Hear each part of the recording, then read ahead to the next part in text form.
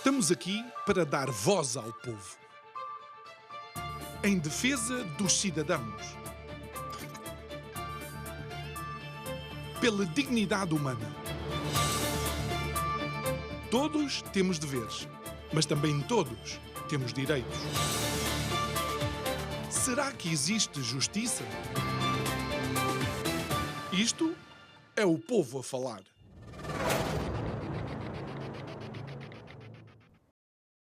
O desenvolvimento das cidades está umbilicalmente ligado às políticas e às escolhas que são feitas dessas políticas que devem ou não ser aplicadas nas mesmas cidades, sejam elas emanadas do governo central ou das autarquias. A grande questão é que a centralização dessas decisões também não justifica todas as maleitas das quais padecem as nossas cidades. Boa noite, o meu nome é João Nuno Pinto e isto é o Povo a Falar. Estou consigo de segunda a sexta-feira, neste mesmo horário. Emissão em simultâneo Curiacos TV e Rádio Vida 97.1. O tema para este mês, já sabe, inconformados. Porquê? Porque quando olhamos para determinadas situações temos que de facto pensar se está tudo bem assim ou se necessitamos de alavancar algumas mudanças. Mas voltemos àquilo que são as cidades em Portugal. É que quando olhamos para o cenário atual, nós realmente não sabemos quais das duas ou qual das duas opções seria a melhor. Se continuar com políticas centralizadas que depois são transferidas para as autarquias ou se realmente dar às regiões e às autarquias autonomia, uma vez que eles estão muito mais próximos das suas populações. Mas quando olhamos para os constrangimentos que algumas dessas autarquias sofrem, muito por causa da falta de serviços públicos essenciais, vemos que o campo está ligeiramente inclinado. Mais ainda, quando pensamos nos estrangulamentos financeiros que as autarquias sofrem, ainda mais temos razões para pensar que o campo está ligeiramente inclinado. Mas não desesperemos. Nelson Mandela disse que as nossas escolhas devem refletir as nossas esperanças e não os nossos medos. Ao qual nós aqui no nosso Portugal temos um outro ditado que é: venha ao diabo e escolha. Digo eu que não percebo nada disto.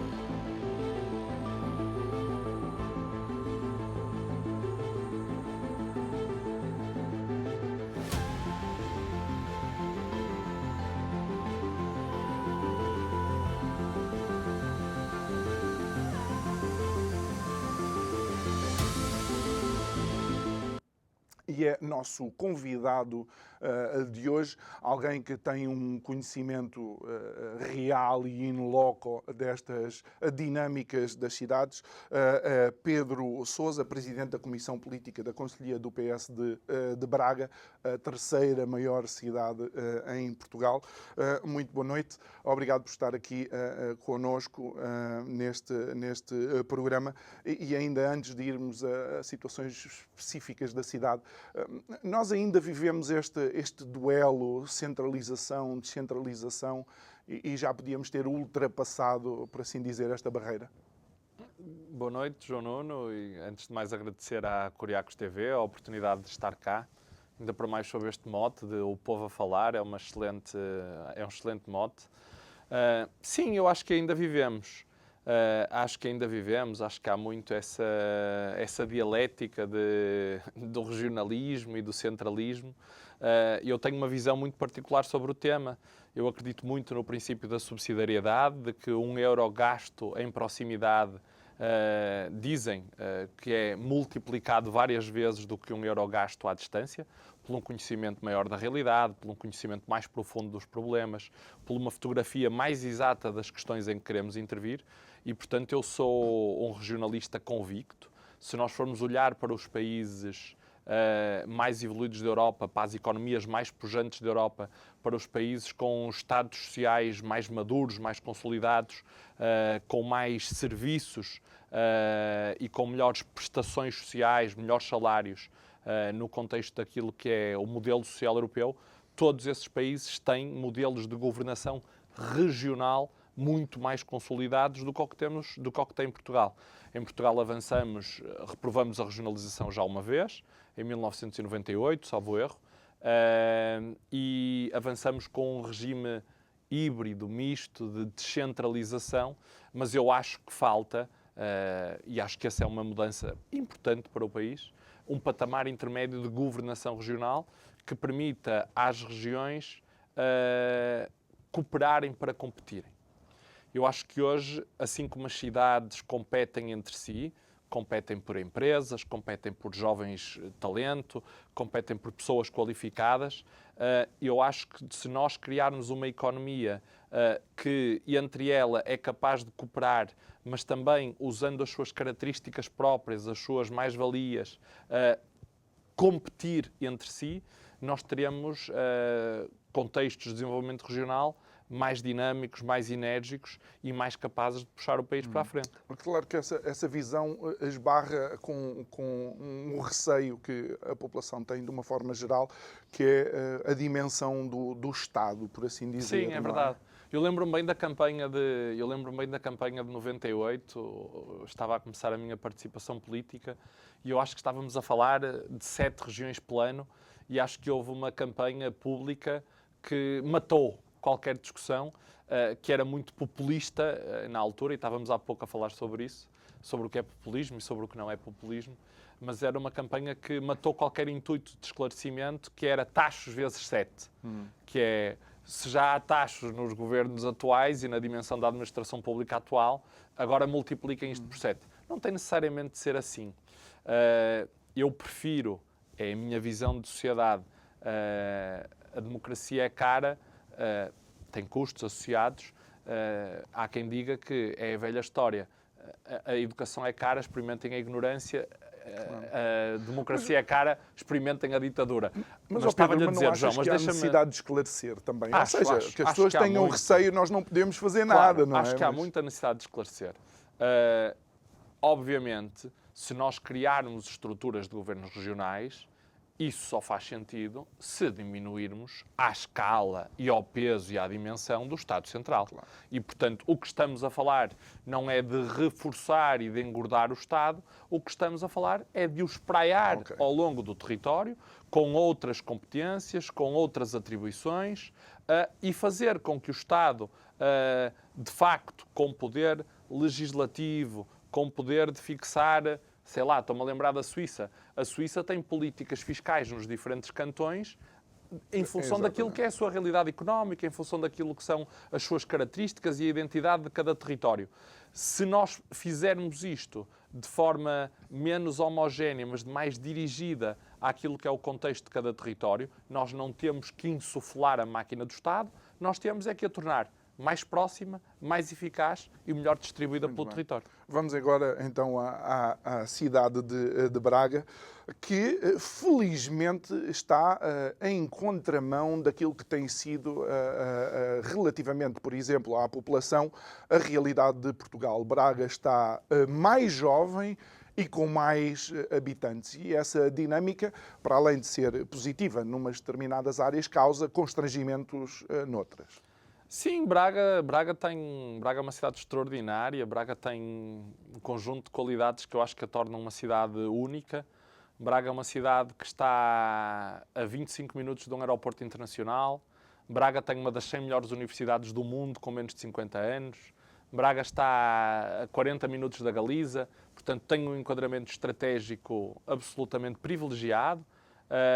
Tem um grande número de população qualificada, é hoje a cidade mais jovem do país, foi durante muitos anos a cidade mais jovem da Europa, continua a ter muitos jovens, e eu acho que tem um futuro brilhante à sua espera, um futuro brilhante para concretizar à sua espera. Hoje, como o João dizia, eu acho que tem um conjunto de problemas. Quando eu era mais jovem, Quando eu era mais jovem, nós dizíamos que Braga tinha todas as qualidades das grandes cidades, mas que não tinha os defeitos.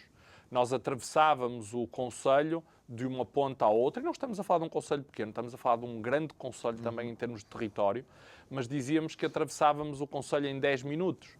Hoje temos problemas graves do ponto de vista da mobilidade e do trânsito, e eu entendo que isso não se deve apenas ao aumento da população, porque Braga tem tido um crescimento muito, muito grande de população desde os anos 90, não é algo que aconteceu em 2021 ou em 2011, é algo que se vem prolongadamente verificando, por vários motivos. Há pouco falávamos sobre eles também. Tinha um dos custos de habitação mais baratos do país, um dos parques habitacionais mais baratos do país, tem uma excelente universidade, tem excelentes infraestruturas para a prática desportiva, tem excelentes empresas e um contexto de um mercado de trabalho vivo, dinâmico e que cria oportunidades. E, portanto, o Concelho de Braga era uma referência, e é ainda hoje, sem dúvida. E eu acho é que os últimos anos, se ao longo de 37 anos, e esta é a defesa do legado do Partido Socialista, naturalmente com erros e com coisas que foram menos bem decididas. Quem governa uma casa sabe bem, uma casa, uma empresa, uma organização, seja o que for, que ao longo de 37 anos não toma só boas decisões. Toma algumas boas, preferencialmente muitas, a maioria, e também toma menos boas.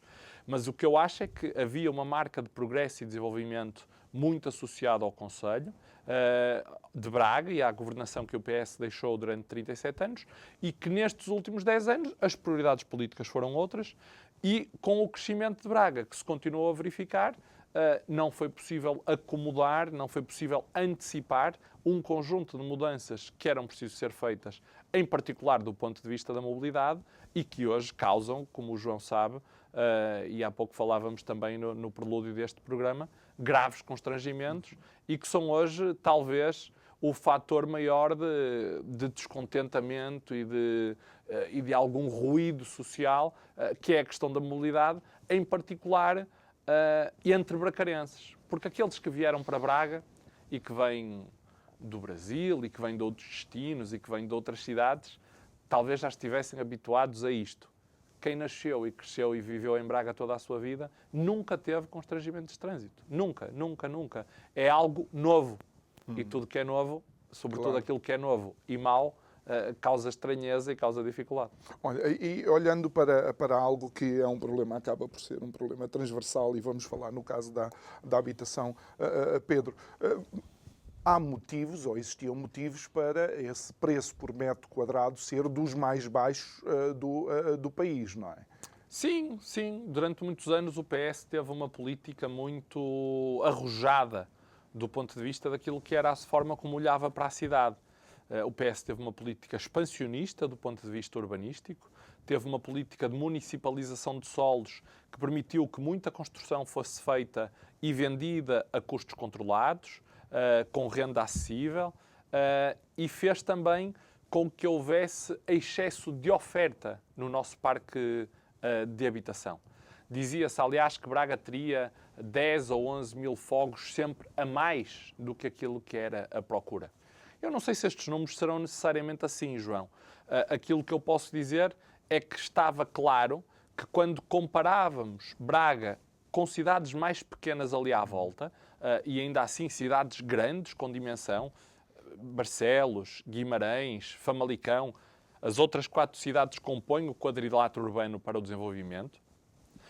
Se compararmos com Coimbra, se comparássemos com Gaia, se comparássemos com Matosinhos, se comparássemos com Sintra, ou seja, se comparássemos com cidade de grande dimensão a seguir aos grandes centros do Porto e de Lisboa, era um facto inquestionável que Braga tinha um parque habitacional mais barato do país.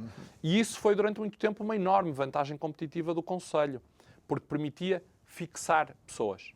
Braga foi sempre um grande polo de atração do Alto Minho e do Baixo Minho, em particular porque os jovens vinham estudar para a nossa universidade, que é uma universidade de referência a todos os títulos, que está dividida em particular entre Braga e Guimarães, com 2 polos, os 2 grandes polos da Universidade do Minho estão entre Braga e Guimarães, e os jovens vinham de todo o país, estudavam na Universidade do Minho, encontravam contexto profissional em empresas de referência, em empresas inovadoras e conseguiam fazer a transferência do seu contexto académico para o seu contexto profissional com facilidade e conseguiam ou alugar a sua casa ou comprar a sua casa num contexto bastante competitivo.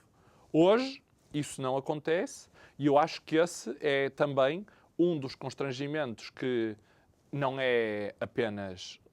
Aí quero dizer que se ao passo que acho que a questão da mobilidade tem muito que ver com uma responsabilidade municipal e da falta de planeamento e da falta de uma visão que não acompanhou, ao contrário do passado, o crescimento da cidade, quero dizer que a questão da habitação é uma questão transversal, que varreu o país, que tem varrido a Europa e o mundo e que, portanto, não coloco apenas a responsabilidade no colo do município, mas acho que, assim como hoje há um programa benévolo, transformador, com as estratégias locais de habitação e com o programa Mais Habitação do ponto de vista do Governo, os municípios podem e devem fazer mais para mitigar esta questão. Pedro, não achas que o ideal seria que o Governo não tivesse que ter implementado nenhum tipo de programa, com todas as discordâncias que existem, obviamente, relativamente ao programa? Quando olhamos para determinados números, por década, em Portugal sempre se construíram à volta de 600 e tal mil fogos, não é? Na última década, até 2022, se não me engano, só se construíram 110 ou 111 mil fogos. E é uma época de governação do PS, onde o PS liderava governos. Não teria sido ideal ter já políticas que previam, antecipavam ou colocavam em velocidade de cruzeiro uma área tão essencial como é a habitação? Eu acho que é essencial e eu acho que não, o problema é óbvio que aquilo que aconteceu na última década se adensa, mas quem promoveu ao longo dos últimos... Até ao final do Estado Novo, havia da parte do Estado alguma política pública de habitação. Desde que a democracia se consolidou, deixou de haver, nos sucessivos governos, do PS e do PSD, que foi quem governou o país, uma estratégia nacional de habitação. Quem assumiu toda a parte da construção, da habitação, do imobiliário foram sempre os privados. E esse shift que aconteceu de 500, 600 mil casas por década para 100 e poucos mil teve que ver também com o contexto dos privados. Nós temos que nos lembrar que no final desta última década começou com a mais grave crise, excluindo a crise de 1929, do crash da Bolsa de Wall Street. 2008, 2009, 2010, estamos a falar talvez da segunda maior crise económica mundial, com o subprime, com o falecimento da Lehman Brothers e com toda a crise de dívidas soberanas que veio a seguir e que varreu a economia mundial. E, naturalmente, quando a economia mundial está num contexto de regressão e de não expansão e de contração, aqueles que eram os atores da construção do processo de habitação, que eram os privados, naturalmente também se contraíram e eu acho que tem muito a ver com isso. Aquilo que eu acho que nós temos que dizer, alto e bom som, é que tem que haver uma estratégia de habitação pública para o país e que ela deve ser uma estratégia que não pode estar dependente dos governos. Tem que ser uma estratégia do país. E tem que ser uma estratégia do país em que, seja qual for o governo, nós devemos entender-nos para que daqui a 10, 15, 20 anos... Sim, Pedro, mas a questão é que, constitucionalmente, está o direito à habitação desde sempre. Acessível Desde e sempre. social. Ou seja, Sim, inclusive sim. a Constituição Sim. diferencia uma Sim. e outra. Mas eu vejo e ouço sucessivos governos e atores a falar de que é um direito não programático, ou seja, escusando-se a ter uma intervenção real naquilo que é um bem essencial. Fundamental, ó João, fundamental. Eu acho que aliás até é o nome do programa, acho que a habitação é mesmo o nosso primeiro direito, porque é a base fundacional onde nós construímos e afirmamos e consolidamos todos os nossos outros direitos. Um teto, conforto, segurança são fundamentais para a afirmação de todos os nossos outros direitos e eu acho que, sem dúvida, que uma estratégia corajosa, empenhada, arrojada de avançarmos na habitação pública, de um parque público de habitação, vem com atraso, mas ainda bem que vem. Há pouco falávamos também, e eu acho que é importante nós dizermos, se nós formos comparar os números do parque público de habitação nos países de referência, nas principais economias europeias e mundiais, Portugal está muito atrás. Portugal tem 2% de parque público de habitação. E, portanto, é urgente correr e avançar com coragem, com firmeza, para aumentarmos esse parque público, sabendo que isto não se estala aos dedos e a habitação aparece construída. Demora tempo. Como é que eu acho que tudo isto pode ser acelerado? Se somarmos a uma estratégia nacional de intervenção e que está em curso, estratégias municipais e que a habitação seja também no plano dos municípios, dos seus programas, das suas propostas políticas fundamentais, uma prioridade. E nós em Braga, com o Partido Socialista, já em 2025, temos uma ideia muito clara sobre como vamos começar também a transformar o mercado da habitação. E, por exemplo, uma vez estamos aqui, não estamos em Lisboa, estamos na zona de Loures, mas quando olhamos para aquilo que foi o desenvolvimento habitacional de Lisboa, mesmo durante os anos de Fernando Medina, não é? Nós aquilo que vimos que foi um tipo de construção para um segmento que não é o segmento do português médio sequer, não é? E então, se por um lado há espaço no mercado, por outro, custa ver os municípios a ficar sem opções de escolha. Claro. Eu confesso-te, João, que conheço mal o mercado da habitação de Lisboa, que sofrerá daqueles que são os problemas hoje do grosso das grandes capitais europeias e mundiais, porque tem um fator de atratividade que não tem só a ver com a habitação, tem a ver com as grandes empresas, tem a ver com os grandes espetáculos, tem a ver com um conjunto de mais-valias que são capazes de atrair e que naturalmente fazem subir o quadro de atratividade, e o quadro de atratividade não sendo só nacional, e hoje Lisboa está num pipeline das cidades que atraem cidadãos de todo o mundo, empresas de todo o mundo, e naturalmente que isso desequilibra a balança para o português médio. Mas eu acho que esse, infelizmente, não é um problema apenas português. É um problema que acontece e que tem acontecido e que tem varrido, como tu disseste, as principais capitais da Europa e do mundo, mas para o qual eu acho que também nós temos que ter uma estratégia. E devemos ter uma estratégia. Sim, porque Portugal tem que continuar a ser um país para portugueses. Claro, mas aí é onde eu vejo alguma diferença em termos de coragem da intervenção política. Eu vivi em Barcelona. Barcelona sentiu... Maravilhosa. A pressão... É fantástico. Fantástico. Sentiu a pressão imobiliária, mas também sentiu a pressão turística. Existiam determinados sítios onde nós íamos em Barcelona e tínhamos que fazer quase um esforço mental para nos lembrarmos que estávamos em Barcelona, não é? Sim, sim. E, no entanto, nós vimos imediatamente o governo da municipalidade a tomar determinadas decisões para tentar equilibrar e não deixar, por assim dizer, que as coisas aconteçam por geração espontânea. Achas que em Portugal ainda falta um bocado essa coragem? Acho que Barcelona tem uma grande mais-valia e a Espanha tem uma grande mais-valia, que é foco de outros problemas, mas que eu acho que é uma grande mais-valia que vai ao início do programa. Não é? Porque há uma construção administrativa e governativa pelas municipalitats, pelos governos regionais, que lhes permite um quadro de autonomia e de intervenção muito virado para aquilo que é a identidade de cada região e ter políticas públicas e opções muito viradas para aquele quadro. Barcelona é uma cidade extraordinária, és um felizardo por ter vivido em Barcelona, adoro Barcelona.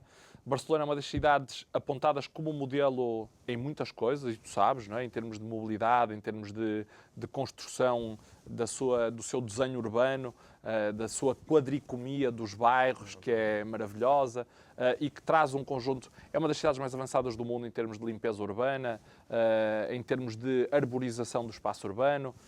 Tem muitas coisas. Há quem pense que, por exemplo, a arborização é uma questão apenas estética. A arborização tem muitas questões de valor. Tem a questão do ensombramento, tem a questão da captura do carbono, tem a questão do abaixamento da temperatura. Agora, cada vez mais vivemos ciclos de calor. E Barcelona é uma cidade maravilhosa por uma questão que eu acho que é fundamental e que falta em Portugal e que eu te falava há pouco.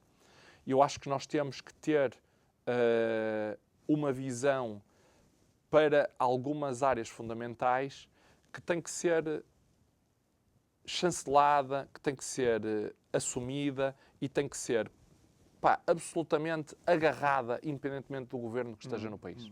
Se nós achamos que ter um parque público de habitação é fundamental, nós temos que nos entender, e acho que aqui PS e PSD, estas são matérias de regime. O Serviço Nacional de Saúde é uma matéria de regime, o Parque Público de Habitação é uma matéria de regime, a escola pública, a segurança social, são matérias de regime. E acho que estes dois partidos, que têm em algumas áreas diferenças maiores, em algumas áreas têm que se entender para dar estabilidade às políticas. Aquilo que eu acho que falta na política portuguesa, e acho que falta muito, e que ouço muitas vezes os empresários dizer, é que nós governamos muito para o amanhã. E nós não podemos governar para o amanhã. Temos que governar num horizonte maior, num horizonte mais largo, porque este tipo de mudanças carece de ciclos mais largos para ser implementada, para ser executada e também para ser avaliada, que é outra coisa que falta muito. Há pouco falávamos da China, ainda em off. A China, que é um país gigante e com características muito próprias, tanto avança nos programas como a seguir os mede, avalia, abandona e testa coisas diferentes. Mas eu acho que há aqui um conjunto de áreas fundamentais, e acho que a habitação é claramente uma área fundamental, onde nós precisamos de um compromisso alargado, maduro, consolidado, para que nós possamos mudar aquilo que não fizemos, e concordo em absoluto contigo, que é um preceito constitucional da garantia de habitação universal e para todos desde 76, e que nos últimos anos, com a queda na construção, com a explosão de pessoas a procurar Portugal, por muitas razões. Portugal é um extraordinário país para viver.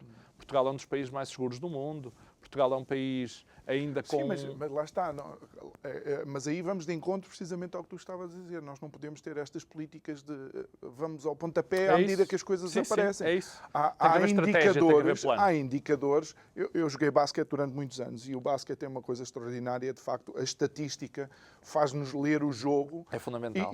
E dá para perceber o que é que vai acontecer se não mudarmos determinadas coisas. E aquilo que eu sinto na política nacional estou totalmente de acordo contigo, parece que carece ali alguma unanimidade por parte dos partidos para políticas que vão para além do mandato, se calhar, eleitoral daquele partido, mas eu penso que falta este tipo de avaliação. Ou seja, em vez de estarmos a colocar o penso rápido no problema que apareceu, é começar a ver a zona está inflamada, temos que fazer alguma coisa. E perceber, não é? Porque às vezes a zona está inflamada e o problema não está necessariamente naquela zona. Exatamente. Vem de outra questão qualquer.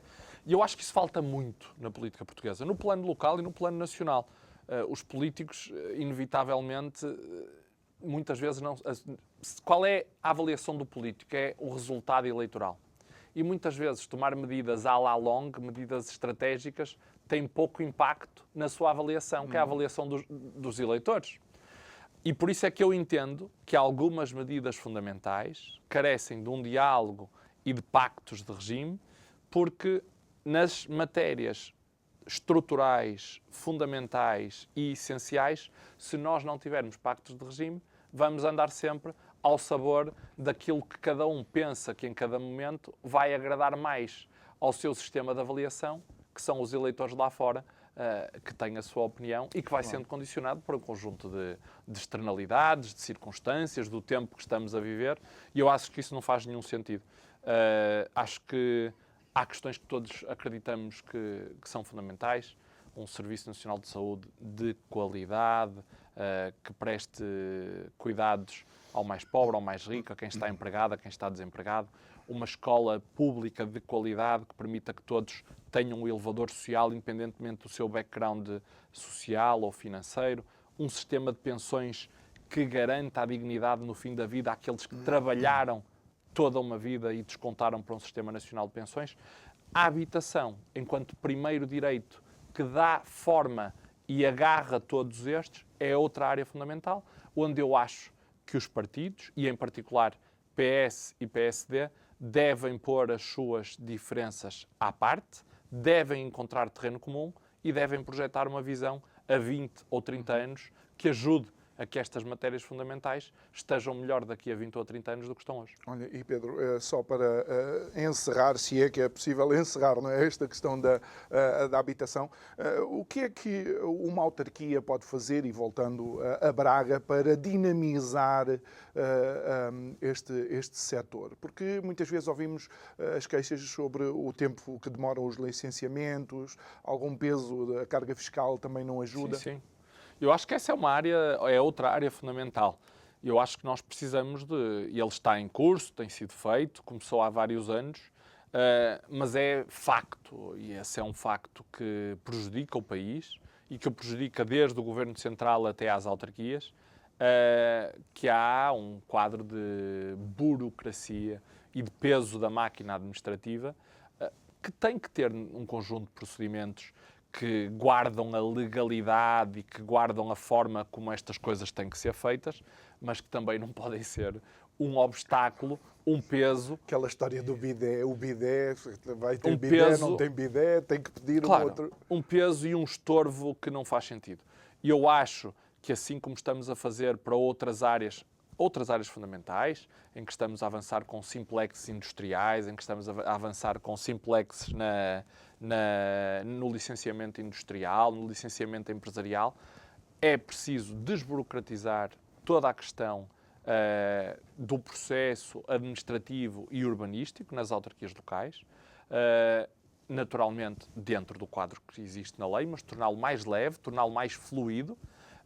É preciso ter também no plano local políticas fiscais mais amigas de quem quer empreender, de quem quer construir, exigindo trocas, não é?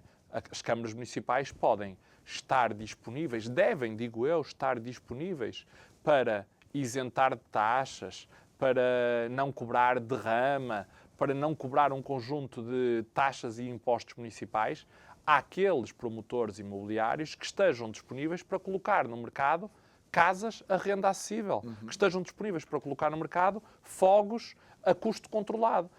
E acho que aqui, não só neste diálogo com os privados, mas também a Câmara Municipal, como fez no passado, ter a coragem de, em parceria com os privados, a Câmara de Braga tem hoje um conjunto ainda de bolsas de terreno públicas.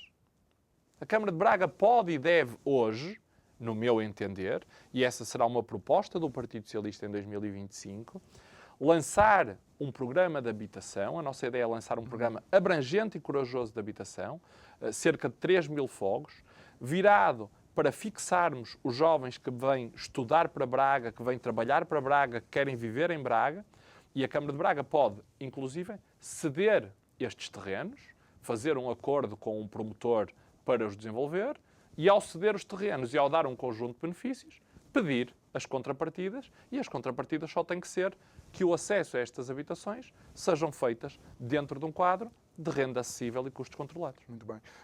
Obviamente, quando estendemos o convite ou quando surgiu a oportunidade do Pedro estar aqui connosco, não sabíamos o que ia acontecer, digamos, esta hecatombe, como eu costumo chamar, política aqui em Portugal. Qual é a leitura que o Pedro faz da demissão do primeiro-ministro?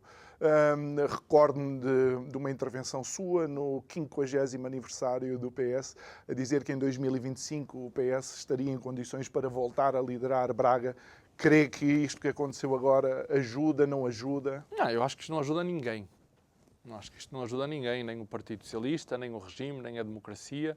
Aliás, o que vemos é o fortalecimento, sempre que temos episódios desta natureza, dos partidos mais iliberais, dos partidos mais radicais, porque montam muito o seu discurso à volta da denúncia dos casos, das confusões e dos problemas do regime.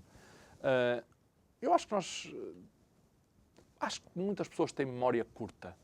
E eu acho que os 50 anos do regime, os 50 anos da democracia em Portugal, merecem mesmo ser celebrados. Eu há dias estava numa conferência com o Artur Santos Silva, que foi fundador do BPI, que foi foi secretário de Estado do Tesouro, com um homem muito grato em Braga, que foi o Dr. Francisco Salgado Zenha, que foi o primeiro presidente da Assembleia Municipal de Braga e fundador do Partido Socialista. E ele dizia-me, Há imensas razões para... Vocês não têm memória. Vocês são muito jovens para ter memória do que era o país há 50 anos. Mas o país há 50 anos era estruturalmente pior em tudo, nos índices de desenvolvimento humano, nos índices de desenvolvimento social, nos índices de desenvolvimento económico, era pior em tudo do que aquilo que é hoje. A população qualificada era incomparavelmente. A população iletrada em Portugal atingia níveis absolutamente estratosféricos. Nós hoje temos, ao dia de hoje, com os problemas que o Serviço Nacional de Saúde está a viver, um dos 10 melhores serviços nacionais de saúde do mundo. E, portanto, eu acho que o regime tem muitas coisas boas, tem muitas coisas que melhorar. Tendo muitas coisas boas e tendo uma base de progresso e desenvolvimento que é inquestionável, tem muitas coisas para melhorar. E, portanto, se me pergunta se um governo cair por causa de uma investigação ligada a um caso de tráfico de influências e de corrupção, se ajuda alguém, não ajuda ninguém. Ajuda apenas e só aqueles que entendem que a democracia não é um bom regime e que se calhar gostavam que fôssemos governados por outros regimes. Eu sobre isso já disse há pouco, João, se acham que a democracia é má, experimentem a ditadura. Ou então, como diria Churchill, a democracia é o pior dos regimes, excluindo todos os outros. Excluindo todos os outros. Mas não achas que há aqui uma componente de corresponsabilidade? E deixa-me voltar novamente ao meu mindset de atleta. Como é óbvio. Também fui atleta, muitos anos. Eu fui basquete. Não foi no basquete. Não foi... Acho que tinha mais ou menos a altura. Dizem que tinha altura, mas foi no futebol. No futebol e no futsal. Boa. Uma das coisas que eu aprendi é que o treinador não está em campo a jogar, mas é corresponsável pelas nossas exibições. Claro que é. E tem alguma responsabilidade na escolha do 5 inicial, claro das tem. Substituições, quem é que joga mais tempo ou joga menos tempo. João, claro que Portanto, por vezes eu pergunto, será que a demissão é só por causa do parágrafo da Procuradoria-Geral da República? Eu acho que não. Eu acho que o Primeiro-Ministro, a partir do momento em que há um processo independente a correr no Supremo Tribunal de Justiça, em que o está a investigar também a si mesmo, em que há a questão que é, a todos os títulos, inaceitável de aparecer dinheiro dentro do gabinete, do chefe de gabinete do Primeiro-Ministro, naturalmente que tem que se demitir. E acho que o fez com grande nobreza, com grande dignidade e com grande sentido de responsabilidade de preservação daquilo que são as funções do Estado. Porque, naturalmente, e como o António Costa disse, é inaceitável um Primeiro-Ministro continuar um dia mais a governar se houver qualquer sombra de dúvida sobre o seu sentido de transparência e sobre a forma como está ao serviço da causa pública. Agora, há uma coisa que é importante dizer, João, na minha forma de ver, naturalmente. E tenho ouvido muitas pessoas dizer isto. Muitas pessoas do centro da moderação dizer isto. Ao longo dos últimos anos temos tido, e acho que esta é uma reflexão que temos que fazer, acho que é má fazê-la neste momento. Porque sempre que nós fazemos reflexões sobre questões fundamentais, quando as coisas surgem, não as fazemos com a melhor clarividência, nem as fazemos com mais cabeça fria. É o mesmo que ralhar com os nossos filhos quando estamos chateados. É parecido com isso. É parecido com isso. Nós devemos fazer as reflexões fundamentais do regime não é quando aparecem casos, é quando não há casos. É quando há um grande quadro de acalmia pública que não contamina o debate. É fora disso. E eu acho que hoje estarmos a vociferar contra a Procuradoria, contra o Ministério Público, eu acho que não é benévolo, não ajuda ao debate, contamina o debate e faz com que as forças que vivem da confusão e que vivem do radicalismo tenham um terreno fértil para dizer que agora os políticos querem controlar. Mas vamos olhar aqui só para 2 ou 3 casos, João. Rui Rio viu a sua casa invadida por causa de supostos problemas relativos ao financiamento dos partidos. António Costa demitiu-se Primeiro-Ministro por causa de, supostamente, uma teia de os crimes, corrupção e todos os outros caíram, não constam sequer da acusação, não venceram, a tese do Ministério Público não venceu e estão apenas acusados de tráfico de influências hoje. E há outros casos mais de políticos. Miguel Macedo, que é um homem que eu conheço bem, é de Braga. Foi 2 vezes candidato à Câmara de Braga. Foi secretário de Estado da Juventude, foi secretário de Estado da Justiça e foi ministro da Administração Interna. viu a sua vida pública esventrada, destruída, viu a sua família acossada, foi julgado na praça pública e andou, ao fim de 5 anos, foi inocentado. Foi inocentado, mas depois de já ter visto a sua vida política completamente destratada e com prejuízos inomináveis. O que é que eu quero dizer? Eu quero dizer sobre isto uma coisa que eu acho que é fundamental, que é quando se intervém na esfera do Estado e quando há investigações à esfera do Estado, que as deve haver sempre. Sou absolutamente defensor do pilar da separação dos poderes e acho que ela é estrutural do Estado de Direito em que vivemos e da qualidade... E não está tão separado quando deveria estar, mas isso dava outro programa. Eu acho que até está. Eu acho que até está. Eu acho que até está. Quem é que dá dinheiro aos tribunais? É o Ministério... Claro, como é óbvio. Mas isso é assim em todo lado. Se forem os meus papás a darem dinheiro, eu também estou constrangido. Não, Bem, ó João, está bem. Eu vou-lhe dizer uma coisa. Se isso fosse assim,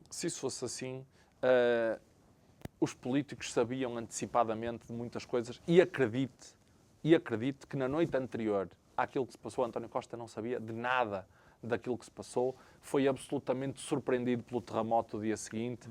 Eu sei onde ele estava na noite anterior, é público, a jantar com um conjunto de empresários deste país, onde esteve em amena cavaqueira a falar sobre o futuro, sobre os planos que tinha até 2026. Portanto, acredite que nas questões fundamentais e estruturais há mesmo independência, e ainda bem que há. Porque eu acredito mesmo que ela é um pilar fundamental da forma como o regime está erguido e que tem de funcionar. Agora, há coisas que não podem acontecer, porque eu acho que há muita gente que acha que pelo regime fazer 50 anos que o regime está absolutamente consolidado. A democracia e os regimes nunca estão consolidados, é preciso sabermos defendê-los e é preciso sabermos qualificá-los e valorizá-los. Eu acho que quando se entra por um gabinete de um primeiro-ministro adentro, que quando se faz um caso desta natureza, que faz cair um governo, e noutras questões também, porque tem a ver com os direitos de defesa dos cidadãos. O Estatuto de Arguido é um estatuto de defesa do cidadão no direito penal português. Claro. Nós não podemos continuar a ter as coisas como temos. Ter uma justiça em que, antes das coisas estarem na rua, já estão na comunicação social. Ter uma justiça que demora anos infindáveis a ter decisões. Uma justiça que não é célere não é justiça. Uma justiça que põe sobre si, João, Nuno, o jugo de poder ser culpado de alguma coisa e andar 10, 12, 15 anos com essa tutela sobre a sua vida, Pedro, não é justiça. É verdade, mas quanto tempo é que demora a Justiça, por exemplo, conseguir contratar um funcionário judicial?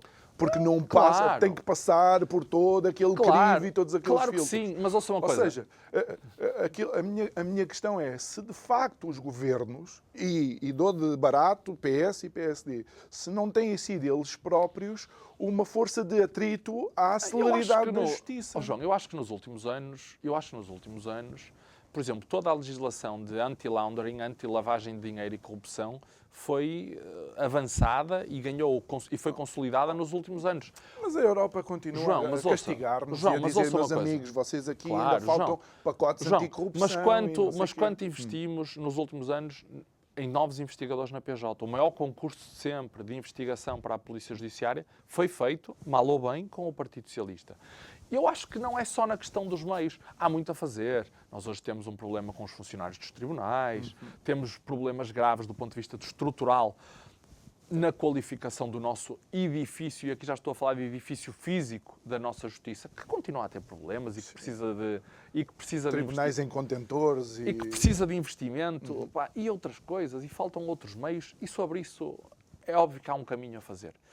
Aquilo que eu entendo, e isso digo, é que quando se avança para casos desta natureza pelo especial melindre público, os casos têm que ser absolutamente, na minha forma de ver, os casos deveriam ser em todos, mas se não há meios, como o João diz, para serem em todos, naqueles que têm especial melindre público deviam ser impenetráveis. Quando se entra na casa de alguém ou no gabinete de alguém, não se vai à procura, vai-se à procura de reforçar prova muito forte.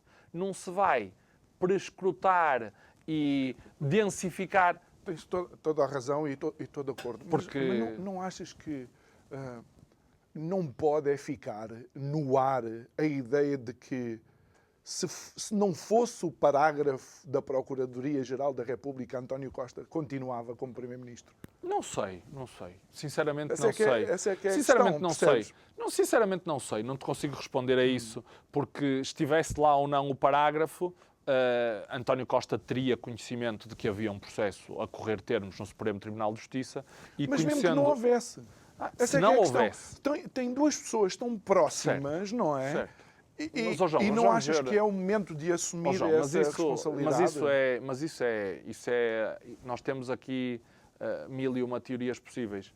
E outro dia eu ouvi um amigo meu dizer-me uma coisa que eu acho que me fez pensar. É óbvio que António Costa tinha duas pessoas, uma em particular, que estava no ciclo do governo e com funções de grande responsabilidade dentro do governo. A outra é uma pessoa que tem relações conhecidas e de proximidade com António Costa e que há muitos anos, mas que atuava em diferentes dimensões em relações, às vezes, entre o governo e empresas, outras a representar o governo, como aconteceu no caso da TAP, mas que não tinha nenhum vínculo ao governo e que António Costa fez um corte muito claro por entender que há coisas que para ele também eram inaceitáveis. Sobre o chefe de gabinete, eu não tenho nenhuma dúvida de que essa foi uma das principais razões também que levou António Costa a tomar a decisão que tomou, porque acho que era insustentável. Mas há uma coisa que tu disseste que o treinador tem responsabilidades nos 5 bases que escolhe. Nas substituições que faz em ou tudo, não faz. em tudo. Mas o treinador não sabe tudo sobre todos os jogadores. Não. E o João também não sabe tudo sobre a sua mulher e nem sobre os seus filhos. Sobre a minha mulher não sei de certeza, Pronto, porque não sou casado. Pronto. Está Mas aberto olha, ao concurso público. mas outro dia dizia-me um amigo meu, e a graça era um pouco essa, dizer, mas tu achas que sabes tudo sobre a tua mulher? Nós não sabemos tudo sobre toda a gente. Claro. E quando Mas os cargos públicos têm essa inerência. Claro que João, tem. Da questão de tenho que assumir a minha responsabilidade. Uma- Eu é que e a deveria ter confiança. identificado. E a não é? confiança. Nós E a depositamos, exatamente. Claro que sim, até porque aqueles quadros, para além de exigirem competência técnica e programática, exigem grande confiança. Mas também aí António Costa, depois, perante o quadro que se lhe abriu, fez aquilo que tinha que fazer. Exonerá-lo e assumir as responsabilidades. Pedro, nós estamos já nos últimos 2 minutos e meio, o tempo aqui voa, e não quero deixar de perguntar qual é o PS do dia a seguir e o que é que espera para o PS. Eu acho que o PS tem um legado de 8 anos para defender, um legado positivo. Eu acho que o legado de António Costa é um legado que trouxe virtudes e conquistas ao país. Eu acho que se nós olharmos para os números do desemprego que o PS herdou em 2015, quase 14%, e hoje estarmos com um dos desempregos mais baixos de sempre, à volta de 6%. Se olharmos para a dívida pública, que estava nos 140% do PIB e que hoje está à volta quase nos 100%. Se olharmos para o crescimento económico, em que Portugal andou sempre a perder, a ficar cada vez mais longe do comboio da média europeia e nos últimos 8 anos avançou e convergiu mais do que nos 15 anos anteriores, eu acho que o Partido Socialista tem um património a defender se olharmos para aquilo que se avançou do ponto de vista de uma estratégia nacional de habitação que vai fazer o seu caminho, que vai fazer o seu tempo, mas que terá 26 mil casas para entregar até 2026. Eu acho que o PS deve ter orgulho naquilo que fez. Agora, o país tem muitos problemas. Precisa de um conjunto de transformações e de um conjunto Precisa de pragmatismo também. Precisa de pragmatismo, precisa de coragem, precisa da capacidade de ter um rumo e de o executar, de uma visão clara, na minha forma de ver, enquanto socialista, uma pessoa que olha o mundo numa perspectiva de comunidade, de sociedade solidária, fraterna, humanista, precisa de valorizar o Estado Social, continuar a investir na valorização dos salários, na valorização das pensões, para termos uma existência mais igual e mais digna. Muito bem, Pedro Sousa, muito obrigado por ter estado aqui connosco. Obrigado, Espero, uma vez que é a primeira vez, tenha gostado da conversa e da dinâmica. Gostei muito. Isto aqui é sempre assim e com alguma boa disposição à mistura, porque problemas já todos temos muitos. A mulher não é um deles. Muito obrigado assim que nos acompanhou em mais um Isto é o Povo a Falar. Quero recordar que pode voltar a ver estas conversas subscrevendo o canal do YouTube do Isto é o Povo a Falar. Clique lá no sininho para receber as notificações e desejo-lhe um resto de uma boa noite. Até amanhã à mesma hora. Obrigado.